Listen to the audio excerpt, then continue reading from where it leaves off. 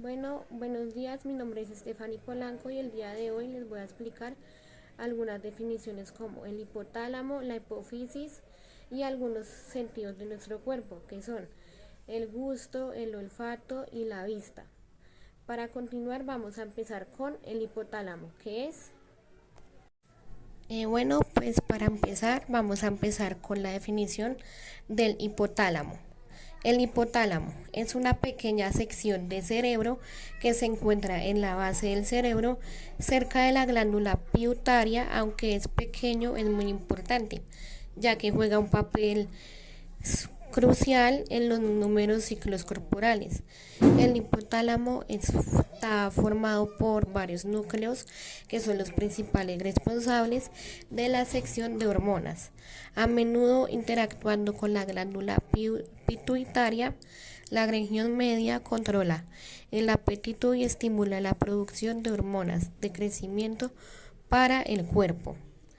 A posterior es la que tiene la temperatura corporal, que causa escalofríos y controla la producción de sudor para mantener un hipotálamo saludable. Es fundamental dormir lo suficiente, llevar una dieta equilibrada y hacer bastantemente actividad física.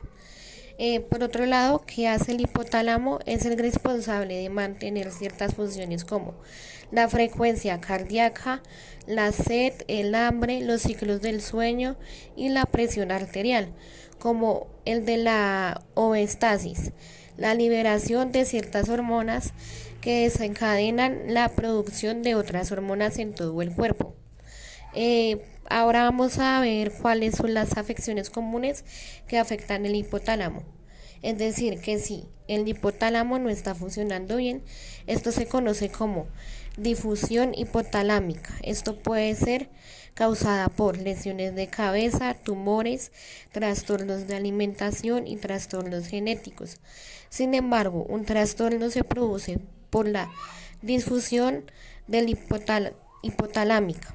Aparece porque el hipotálamo es incapaz de detectar cuando alguien está lleno de comer, por lo tanto hay una constante sensación de hambre y necesidad de comer. Es decir, que las personas con este síndrome tienen metabolismos más lentos y a menudo tienen problemas de aprendizaje. Por lo tanto, yo encontré algunos síntomas que son cambios de apetito, aumento, pérdida de peso, dificultad para comer, presión arterial baja o alta y fluctuaciones.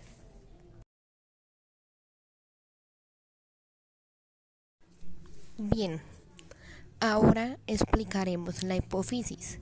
La hipófisis es una glándula pituitaria, es una glándula del tamaño de una guisante que se aloja en el interior de una estructura ósea, denominada silla turca, en la base del cerebro. La silla turca protege la hipófisis, pero deja muy poco espacio para su expansión. Por otro lado, la hipófisis da la actividad de la mayor parte de las demás glándulas endocrinas y por lo tanto en ocasiones recibe el nombre de glándula maestra. A su vez, el hipotálamo, que se encuentra situado justo encima de la hipófisis, controla gran parte de la actividad de esta última. El hipotálamo o la hipófisis determinan la cantidad de estimulación que necesitan las glándulas sobre las que actúan mediante todas las concentraciones de las hormonas producidas por las glándulas que están bajo el control de la hipófisis. La hipófisis consta de dos partes.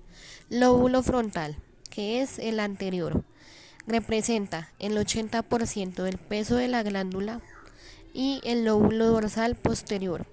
Sin embargo, ambos lóbulos se conectan con el hipotálamo a través de un tallo que contiene vasos sanguíneos y proyecciones de las células nerviosas o fibras nerviosas e axones. Es decir, que el hipotálamo controla el lóbulo anterior mediante la liberación de hormonas a través de los vasos sanguíneos de conexión. A su vez, controla el lóbulo posterior mediante impulsos nerviosos. Los signos y síntomas incluyen los siguientes en la hipófisis, que son náuseas o vómitos, debilidad, sentir frío, difusión sexual, mayor cantidad de orina, pérdida o aumento de peso, alteración de campo visual por afectación de quiasma óptico, dolor de cabeza, etc. Ahora bien, explicaremos los 5 sentidos del cuerpo humano. Primero, el sentido del gusto. El gusto consiste en el sabor e identificar, es decir, que determina sustancias solubles en la saliva por medio de algunas de sus cualidades químicas. Aunque constituye el más débil de los sentidos, está unido al olfato, que completa su función. Esto porque el olor de los alimentos que ingeramos asciende por la bifurcación aerodigestiva hacia la mucosa olfativa, y así se da el extraño fenómeno, que consiste en que probamos los alimentos primero por la nariz. Una demostración de esto es lo que nos pasa cuando tenemos la nariz tapada. Al comer encontramos todo insípido y sin sabor. Es decir, que este sentido además es un poderoso auxiliar de la digestión, ya que sabemos que las sensaciones agradables al gusto estimulan la secreción de la saliva y los jugos gástricos. ¿Cómo funciona? El principio del funcionamiento del sentido del gusto es muy sencillo. La lengua, gracias a las papilas gustativas, convierte la información química de los alimentos y en un impulso nervioso cargado de información acerca del sabor para que el cerebro lo descodifique, procede y nos haga experimentar la sensación organoléptica del producto en sí. Sin embargo, la lengua convierte la información química en una señal nerviosa. Por otro lado, la lengua es un órgano que pertenece al sistema digestivo, pues tiene importante función de mezclar mecánicamente los alimentos antes de deglutirlos. Por otra parte, también tiene importancia en el sistema nervioso, pues ya que alberga ni más ni menos que uno de los 5 sentidos del gusto. Algunas principales características son: entran en contacto con las células. Por otro lado, forman las papilas gustativas o receptores gustativos. Sin embargo, deja en la lengua todo aquello que tiene contacto con las papilas gustativas. Y por último, en suma, el sentido y el gusto y el sabor son conceptos diferentes entre sí, pero interconectados. Es decir, que los organismos pueden llegar a sentir los sabores. Bueno, ahora voy a explicar el olfato, que es como la nariz. Dado que las enfermedades que afectan al olfato y al gusto no son potencialmente mortales, es posible que no se les preste la atención médica necesaria. Por otro lado, la capacidad para oler puede verse afectada por alteraciones en la nariz, en los nervios que van de la nariz al cerebro o en el cerebro. Por ejemplo, si los conductos nasales están obstruidos por un resfriado común, la capacidad para oler puede estar reducida, ya que se impide a los olores alcanzar los receptores del olfato, como las células nerviosas especializadas de la membrana mucosa.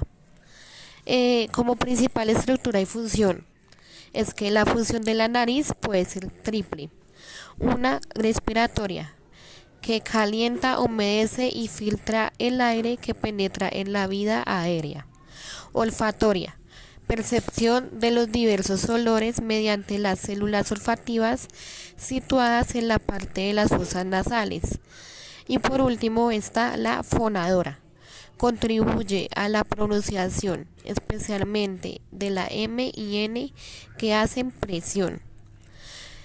es decir, que está formada por huesos del cráneo y de la cara. En la mucosa se implantan numerosos pelos. En la mucosa que tapiza la pared más elevada de las cavidades nasales se encuentran las células olfativas con las fosas nasales. Se comunican los senos paranasales como frontales etmoidales que están tapizados por la misma mucosa que tapiza las cavidades nasales. Afectaciones más comunes de la nariz son la sinusitis, que es la inflamación de la mucosa de los senos paranasales causada principalmente por la propagación de la infección de las cavidades nasales. Desviación del tabique nasal. Cuando el tabique nasal no está vertical, al desviarse un tabique, una fosa nasal es mayor que la otra. Una desviación notable del tabique puede producir obstrucción completa de la fosa nasal. La desviación puede ser congénita o producida por traumatismos. Algunas fracturas propias de la nariz. Esta es frecuente después de un traumatismo en los que se observan cambios en la situación y la prominencia de la nariz. Para estas patologías debemos mantener al paciente en posición flower para facilitar la respiración, el drenaje de secreciones, evitar la inflamación favoreciendo el drenaje linfático, la congestión y el dolor. Se debe tener especial cuidado con el aseo de la boca.